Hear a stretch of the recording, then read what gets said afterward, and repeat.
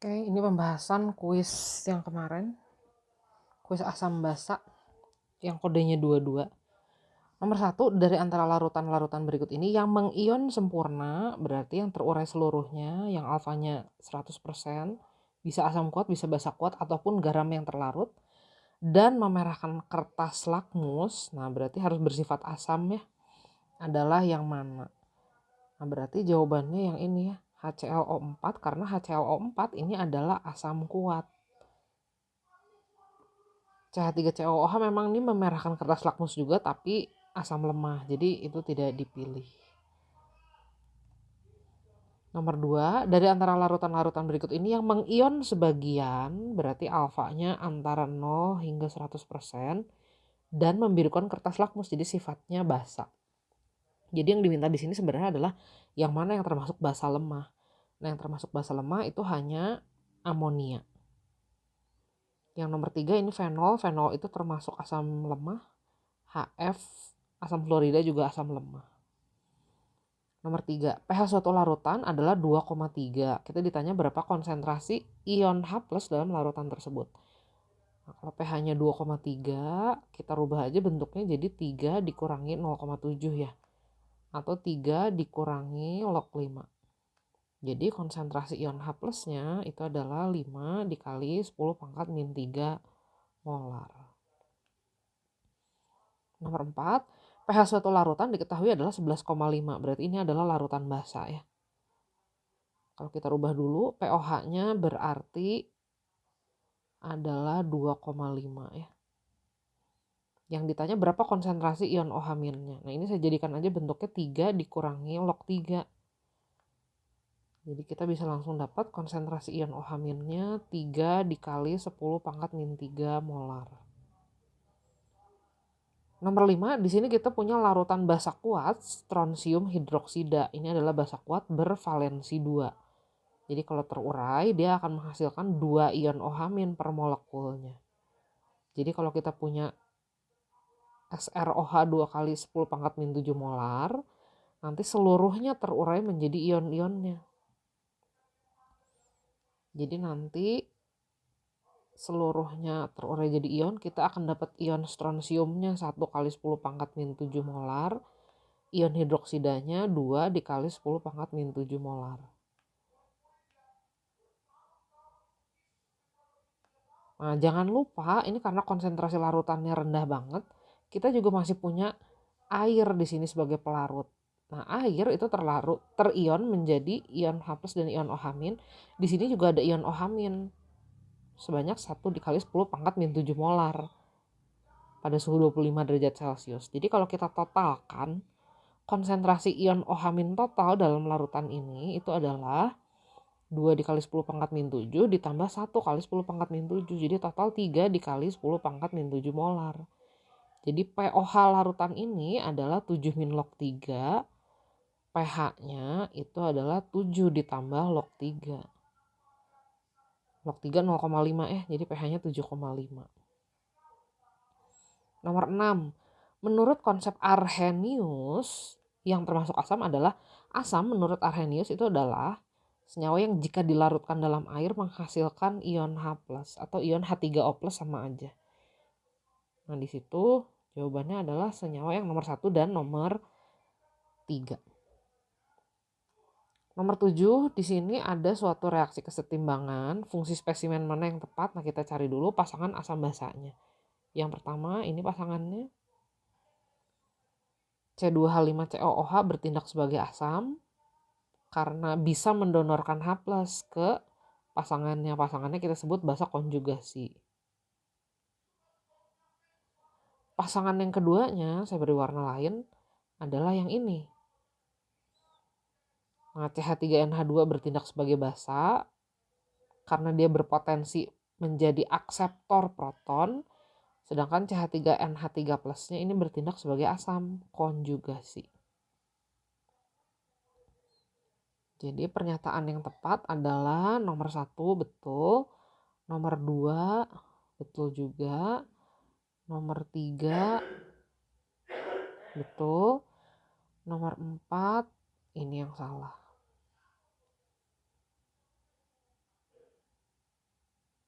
Nomor 8, di antara spesimen-spesimen di bawah ini yang dapat bersifat amfoter adalah amfoter itu berarti bisa mendonorkan H+ dan bisa juga menerima H+. Nah, di sini spesies yang amfoter itu adalah Hs- atau ion hidrogen sulfida. Karena dia bisa menjadi akseptor proton. Jadi dia nanti bisa jadi H2S, dia juga bisa mendonorkan ion H+. Nanti dia jadi ion sulfida. Jadi dia bisa bersifat asam terhadap S2- dan dia bersifat basa terhadap H2S. Jadi itu yang bersifat amfoter. Berikutnya nomor 9, di sini ada suatu reaksi antara magnesium sama 2 atom hidrogen ya. Nah, di sini magnesium mendonorkan elektron, elektronnya didonorkan ke atom hidrogen. Jadi Mg itu bertindak sebagai basa. Sedangkan H karena menerima elektron, di sini kan dia jadi ion negatif nih. Dia bertindak sebagai asam menurut Lewis. Jadi jawaban yang nomor 1 betul ya, ini pernyataannya Mg bertindak sebagai basa. H-nya sebagai asam. Dalam MgH2 terdapat ikatan ionik betul karena ada yang menerima dan ada yang mendonorkan elektron. Ada serah terima elektron. Nomor 10, ini ada uji indikator terhadap suatu larutan dengan metil merah, dia warnanya kuning. Berarti pH larutan ini di atas 6,2. Saya gambar garis bilangannya begitu. Kemudian dengan metil jingga warnanya kuning juga, berarti pH-nya di atas 4,4. Kemudian dengan brom timol biru warnanya hijau, berarti di antara 6,0 dan 7,6 ya pH-nya. Sedangkan dengan phenolphthalein warnanya tidak berwarna, berarti pH larutan sampelnya di bawah 8,3. Kalau kita cari irisannya yang memenuhi seluruh syarat di situ adalah daerah yang ini. Jadi pH larutannya antara 6,2 hingga 7,0.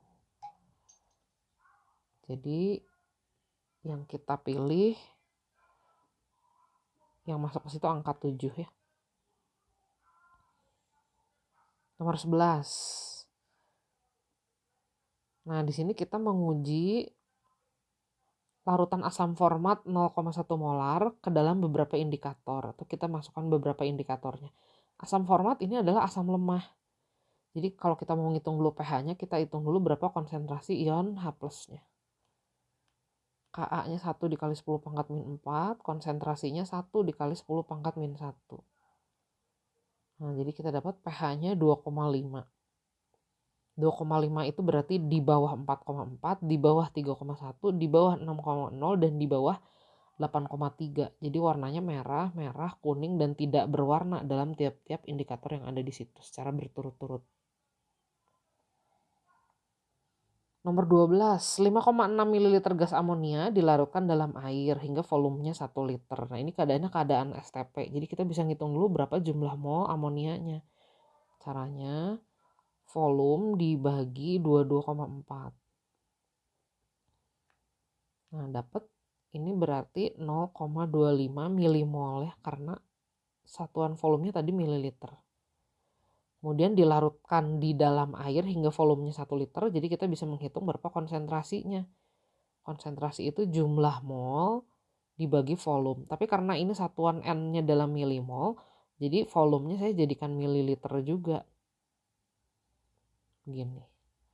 Nah, kita jadi dapat molaritasnya itu berarti 25 dikali 10 pangkat min 5 molar. Kemudian karena ini basa lemah, kita hitung konsentrasi ion OH-nya. Dengan cara ini. Kb-nya 1 dikali 10 pangkat min 5, konsentrasi basanya 25 dikali 10 pangkat min 5. Kalau kita akarkan ini jadi 5 dikali 10 pangkat min 5 molar. Berarti POH-nya 5 min log 5. pH-nya berarti 9 ditambah log 5.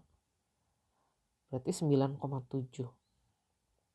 Nomor 13, Asam nitrat dengan pH 3,3 diencerkan dengan penambahan X mililiter air hingga pH-nya naik menjadi 4,7 ya.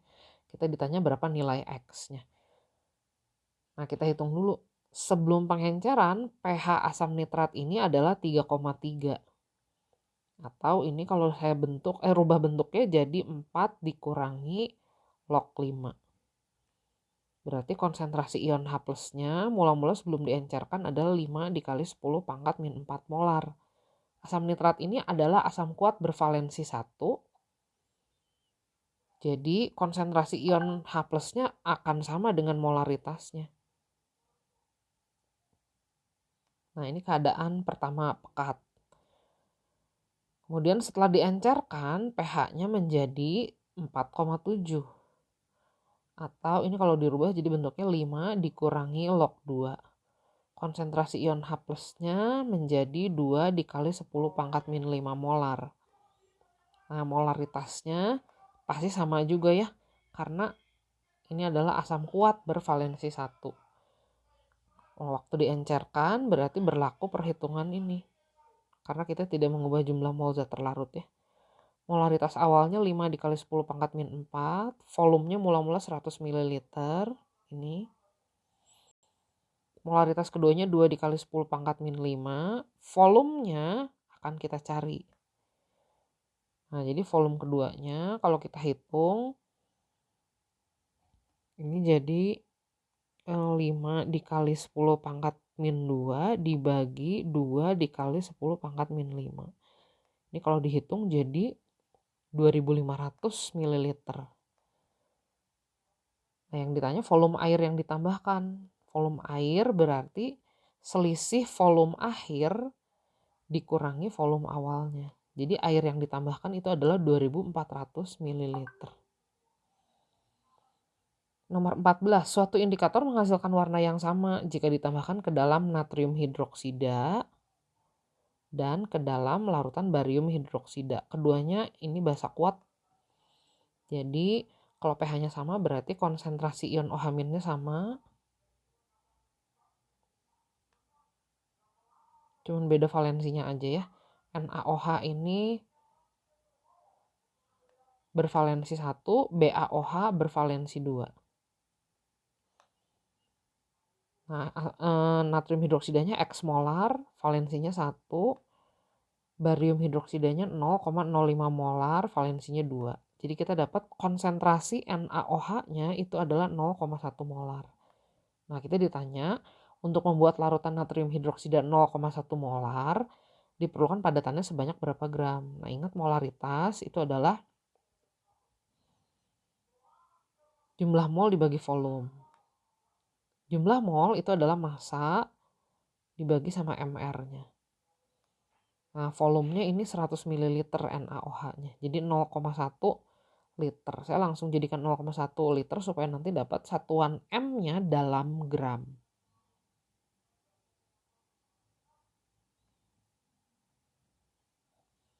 Nomor 15, pH kalium hidroksida adalah sama dengan pH larutan basa lemah XOH. Kalau pH-nya sama berarti konsentrasi ion OH- sama. KOH ini adalah basa kuat, jadi konsentrasi ion OH- dicari dengan persamaan ini. XOH adalah basa lemah, jadi konsentrasi ion OH- bisa dicari dengan persamaan itu ya. Alfa dikali M2. Kalium hidroksidanya 2 kali 10 pangkat min 3 molar, valensinya 1. Kita ditanya berapa derajat ionisasi XOH. Basa lemah XOH-nya 1 molar. Jadi kita bisa langsung hitung alfanya. Alfanya 2 dikali 10 pangkat min 3. Atau 0,2%. Nomor 16, pH basa lemah XOH 0,2 molar adalah 8,8. Kalau pH-nya 8,8 berarti POH-nya 14 dikurangi 8,8 berarti POH-nya 5,2 ya. Berarti ini kalau saya jadikan bentuk lainnya 6 dikurangi 0,8.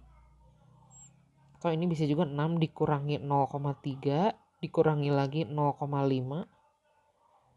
Jadi 6 dikurangi log 2 dikurangi lagi log 3.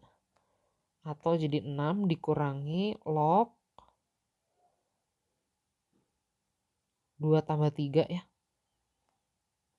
Bisa begitu kan? Jadi intinya konsentrasi ion OH- itu adalah 6 dikali 10 pangkat min 6 molar. Nah, konsentrasi ion OH- untuk basa lemah bisa dihitung dengan cara seperti ini. Kan kita menghitung Kb ya.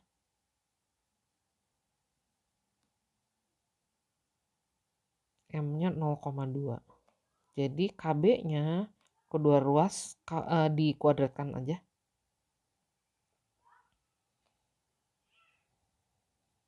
Jadi Kb-nya 18 dikali 10 pangkat min 11. Atau 1,8 dikali 10 pangkat min 10. Nomor 17, 50 ml asam sulfat 0,98% dicampurkan dengan asam klorida. Kemudian ditambahkan lagi air. Nah, kita mencampurkan asam dengan asam. Jadi kita akan menghitung berapa konsentrasi ion H+ totalnya. Nah, mula-mula asam yang pertama kita belum punya berapa molaritasnya. Kita hanya tahu konsentrasinya dalam persen. Jadi kita konversi dulu dengan cara ini.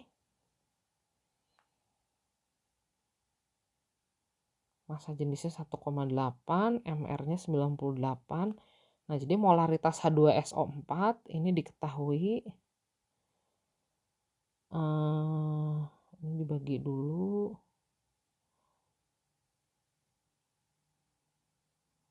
Jadi 0,18 molar.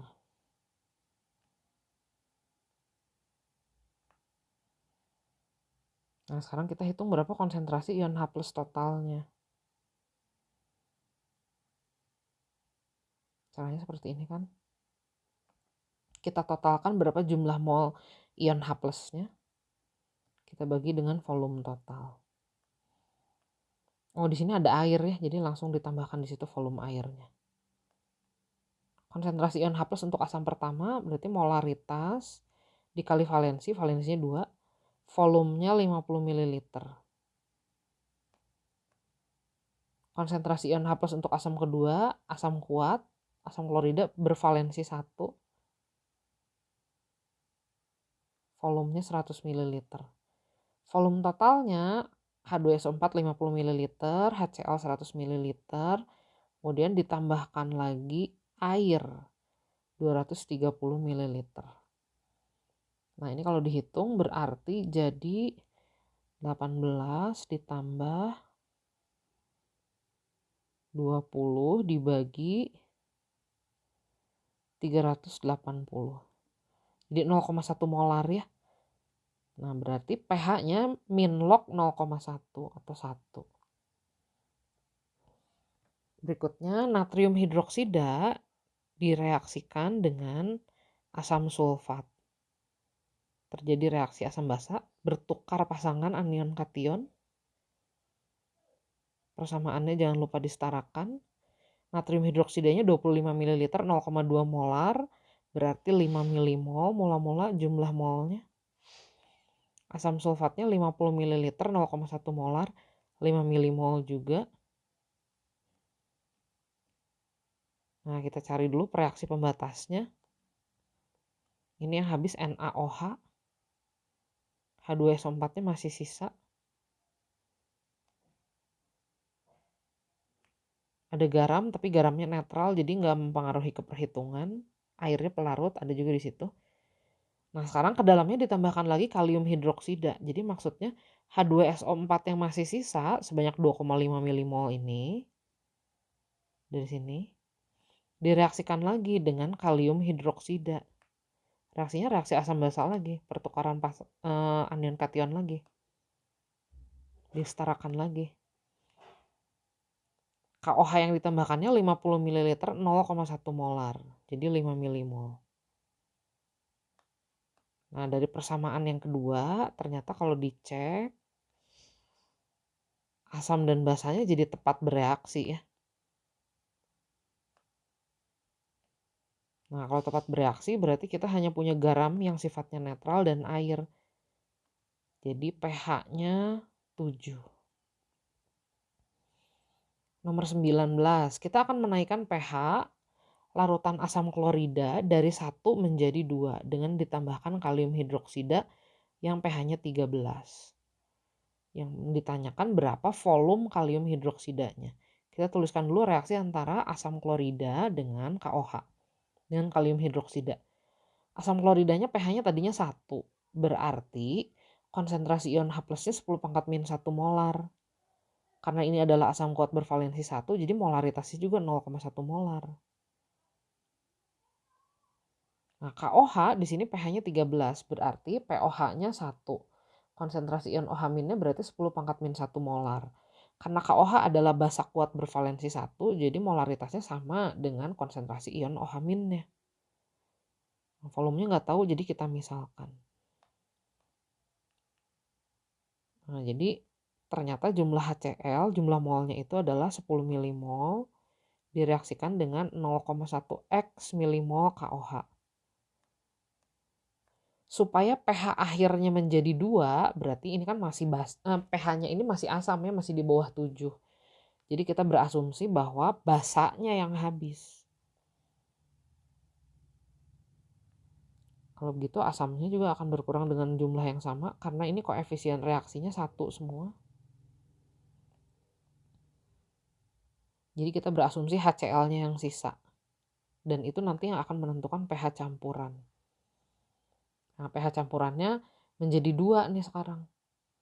Berarti kalau pH-nya 2, berarti konsentrasi ion H plus gabungannya itu adalah 10 pangkat min 2 molar. Karena valensi HCl itu adalah 1, jadi molaritasnya juga sama. Nah, molaritas itu adalah perbandingan mol asam yang tersisa dengan volume total. Volume totalnya berarti volume asam ditambah volume basa. Volume basanya tadi kita misalkan X mililiter. Gitu. Jadi volume totalnya 100 ditambah X. Ini tinggal kita selesaikan aja persamaannya. Saya pindah ke samping ya. Jadi 10 dikurangi 0,1 X itu sama dengan 1 ditambah 0,01 X. Ini tinggal kita selesaikan. Jadi X-nya 82, sekian mililiter dibulatkan. Nomor 20, untuk menentukan konsentrasi larutan asam asetat kemasan, 1 ml asam asetat kemasan diencerkan hingga 10 ml. Kemudian dititrasi dengan NaOH 0,2 molar. Sehingga diperoleh data sebagai berikut. Nah, ini kita melakukan titrasi. Pada saat titrasi ini titik ekivalennya adalah titik saat asam dan basanya tepat bereaksi atau dicapai keadaan seperti ini. Keadaan satunya anggap aja untuk asam ya. Molaritasnya kita nggak tahu. Volumenya kalau dirata-ratakan 10 ml. Valensi CH3COOH itu 1. Titrannya NaOH-nya 0,2 molar. Volumenya kalau dirata-ratakan itu adalah 5 ml. Valensinya NaOH 1. Jadi kita dapat konsentrasi asam cukanya. Konsentrasinya 0,1 molar. Nah, ini setelah diencerkan. Pertanyaannya adalah sebelum diencerkan berapa konsentrasinya. Nah, tadi sebelum diencerkan kita mengambil 1 ml asam asetat pekat diencerkan hingga 10 ml. Jadi kita anggap aja sebelum diencerkan keadaannya gitu M0 dan V0, setelah diencerkan M1 dan V1. Kita mau ditanya M0-nya. Tadi yang pekat diambilnya 1 ml, setelah diencerkan dia jadi 0,1 molar. Volumenya tadi dijadikan 10 ml. Jadi konsentrasi asam cuka sebelum diencerkannya itu adalah 1 molar.